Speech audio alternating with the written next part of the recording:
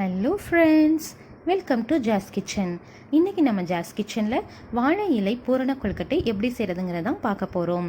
பூரண கொழுக்கட்டை செய்கிறதுக்காக நான் 1 கப் அளவுக்கு பாசிப்பருப்பு, 1 கப் அளவுக்கு தேங்காய் துருவல், 1 கப் அளவுக்கு வெல்லம் எடுத்து வச்சுருக்கேன். அதே கப்பில் 2 கப் அளவுக்கு கொழுக்கட்டை மாவும் எடுத்து வச்சுருக்கேன். இப்போது பூரண கொழுக்கட்டை செய்கிறதுக்காக நாம் எடுத்து வச்சுருக்க பாசிப்பருப்பை தேவையான அளவு தண்ணீர் சேர்த்து நல்லா வேக வச்சுக்கோங்க. பருப்பு நல்லா வேகட்டும். பருப்பு நல்லா வெந்ததும் அந்த பருப்பை நம்ம நல்லா மசிச்சு எடுத்து வச்சுக்கலாம். பாருங்கள், பருப்பு நல்லா வெந்துருச்சு.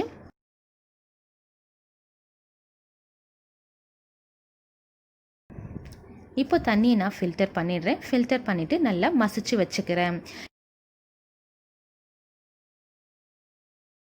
இப்போ பருப்பு நல்லா மசிஞ்சு நல்லா ரெடி ஆயிடுச்சு.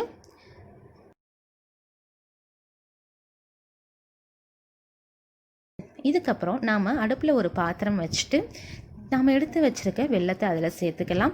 ஒரு 1/2 கப் அளவுக்கு தண்ணீர் சேர்த்துக்கங்க. 1/2 கப் தண்ணீர் சேர்த்து நல்லா கொதிக்க விடுங்க. வெல்லம் நல்லா கரைஞ்சால் மட்டும் போதும். வெல்லம் நல்லா கரைஞ்சதும் அதை ஃபில்டர் பண்ணி நாம் எடுத்து வச்சுக்கலாம்.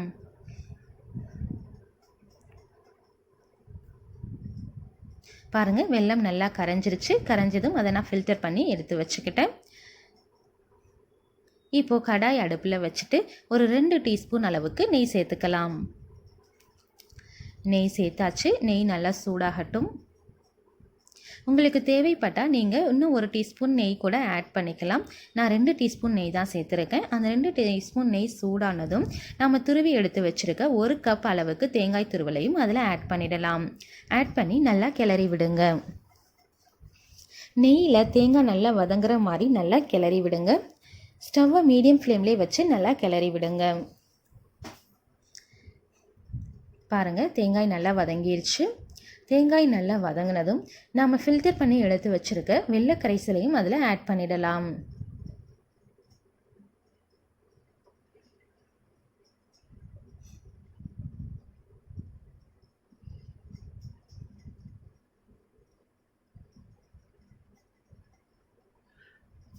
வெள்ளை கரைசலும் சேர்த்தாச்சு. வெள்ளை கரைசல் சேர்த்து நல்லா கிளறி விடுங்க.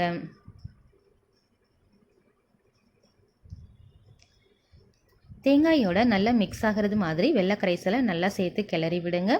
நல்லா கிளறி விட்டதும் நம்ம ரெடி பண்ணி வச்சுருக்க அந்த பருப்பு மசியலையும் இதில் சேர்த்துடலாம்.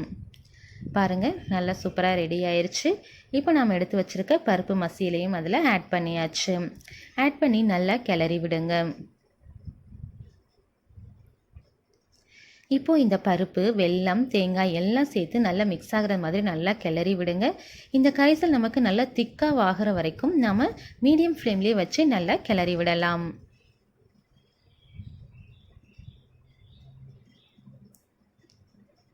நல்ல திக்கான பதம் வர்ற வரைக்கும் மீடியம் ஃப்ளேம்லேயே வச்சு நல்லா கிளறி விடுங்க. ஏலக்காய் தூள் ஒரு 1/4 டீஸ்பூன் அளவுக்கு சேர்த்துக்கங்க. ஏலக்காய் சேர்த்து நல்லா கிளறி விடுங்க.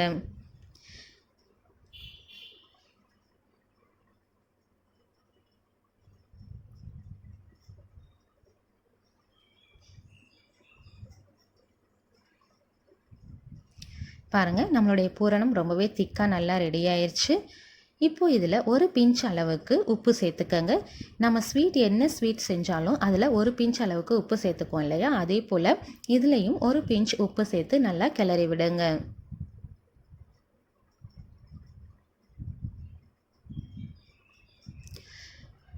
பூரணம் ரொம்பவே சூப்பராக ரெடி ஆயிடுச்சு. இப்போது நம்ம கொழுக்கட்டைக்கான மாவு பிசைய ஆரம்பிக்கலாம். கொழுக்கட்டை செய்கிறதுக்காக நாம் சுடு தண்ணியில் தான் மாவு பிசைய போகிறோம். அதனால் தண்ணீர் நம்ம சூடு பண்ணி எடுத்துக்கலாம்.